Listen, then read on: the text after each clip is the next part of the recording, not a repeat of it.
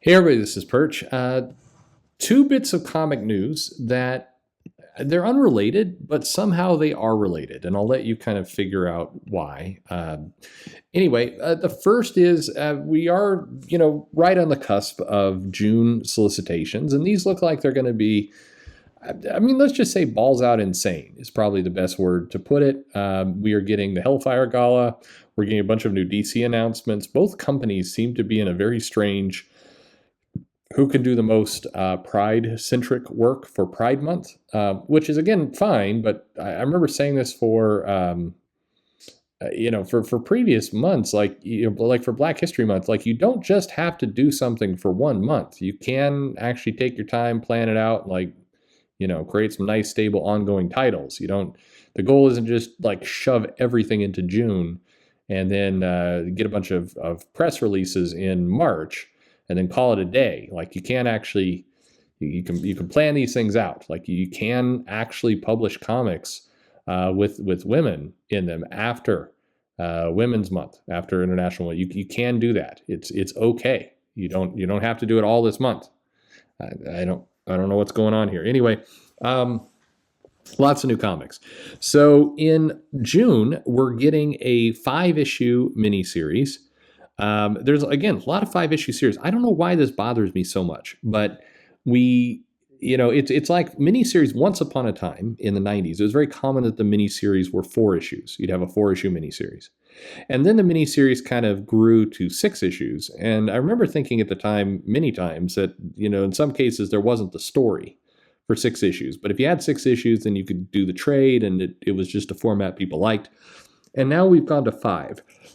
And on one hand, I'd love to know the math that, who sat down around the offices of Marvel and DC and said, hey, the optimal page count and comics to collect inside of a trade paperback, the optimal amount is 5, and you can kind of you can do this and that, and this will really make the whole thing come together. But then on the other hand, I know none of that stuff's happening because nobody is planning anything. So I mean, that's just silly talk on my part. So they're doing a 5-issue series, and this is for Gamma Flight.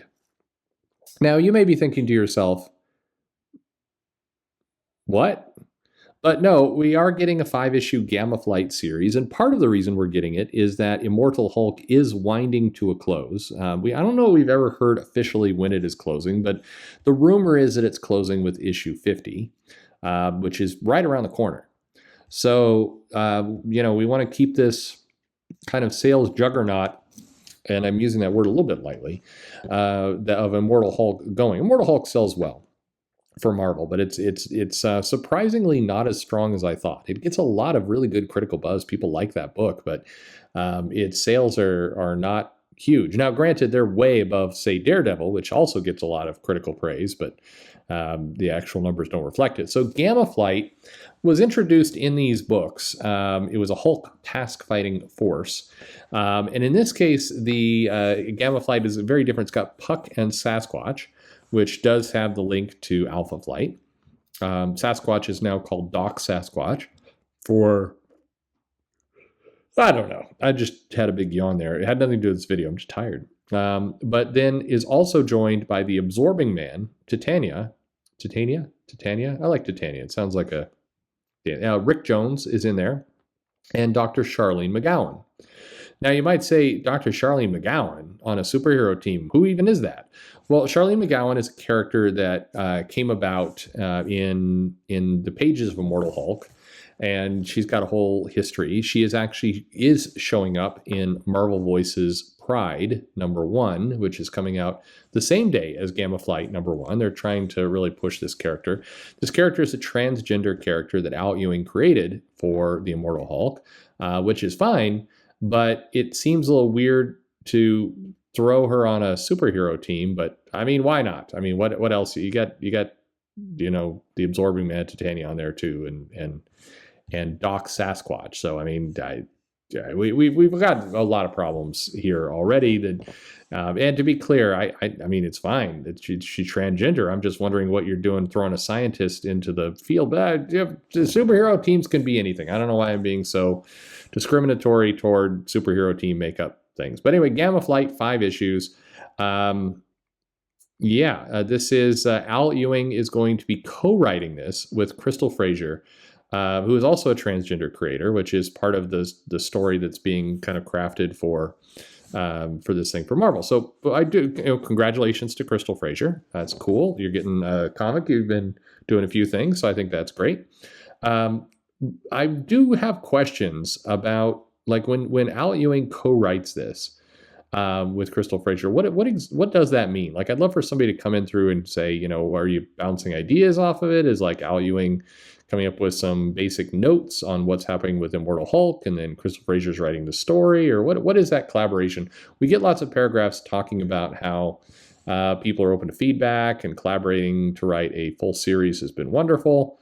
They mean limited series here, but what exactly does it mean? I'm just curious, because Marvel's going to the co-writing bit more and more lately, and I wonder what the plan is. But anyway, all right. So Gamma Flight, it's a new comic. It'll be drawn by Lan Medina, and conceivably, like I said, it's a 5-part title. I mean, we don't know exactly what is going on here. It's an addition to the Immortal Hulk mythos, is what's said. They're fugitives, and okay, so cool. It doesn't sound like the Hulk will appear, or maybe the Hulk will appear, or I don't know. But anyway, the continuing adventures of these people. Another odd part, by the way, about the solicitation is it talks about how, these people picked the wrong side. Now they're fugitives running from the law.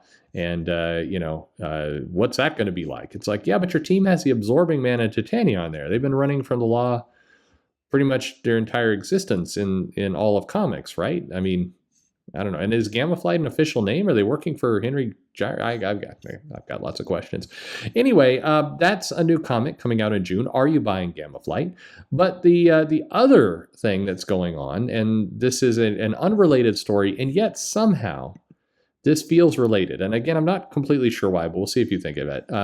Last week, DC sent out a notice to their creative, and which went to artists and writers and pretty much everyone. It went to a lot of people, basically saying, stand down, and you cannot, we don't want you creating NFTs with our property, meaning our characters, our stuff.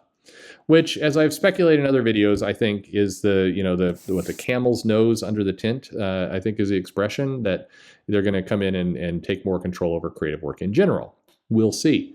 But in a pretty baller move here at this point, Sean Bonner, who's an artist, basically took DC's legal notice letter saying don't make NFTs out of our trademark, and actually created an NFT out of DC's letter. Basically took the letter and minted an NFT, non-fungible token, out of the letter.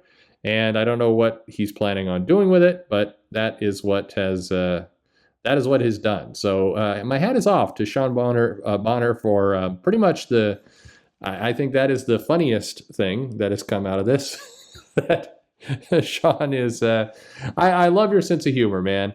That is some pretty cool. That good for you. I think I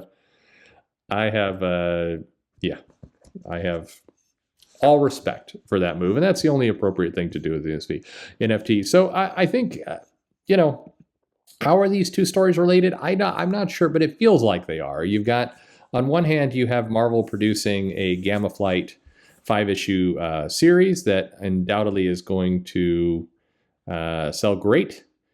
And on the other hand, you have DC continuing to struggle with the policy of NFTs, to the point that their own freelancers are making NFTs out of their legal notice saying not to make NFTs. It feels like these two stories encapsulate the North American comic industry pretty well right about now. There's a lot to get excited about, but there is a lot of stuff like this too. Cool. Are you excited for Gamma Flight? I mean, I like what Al Ewing did with that title, and I like these characters, and including, the character that a lot of people have crapped on. Charlene McGowan is a pretty well-rounded, described character, and I think it's cool. I like that Al Ewing's put some real effort into that. I just don't know, you throw it into Gamma Flight, and the book fails. Does that help anyone? I don't know. Or maybe the book's going to succeed wildly. Who's to say? And then also, what do you think about this artist basically making NFT out of the legal notice to make not to make NFTs? This is comics, folks. Thanks for listening.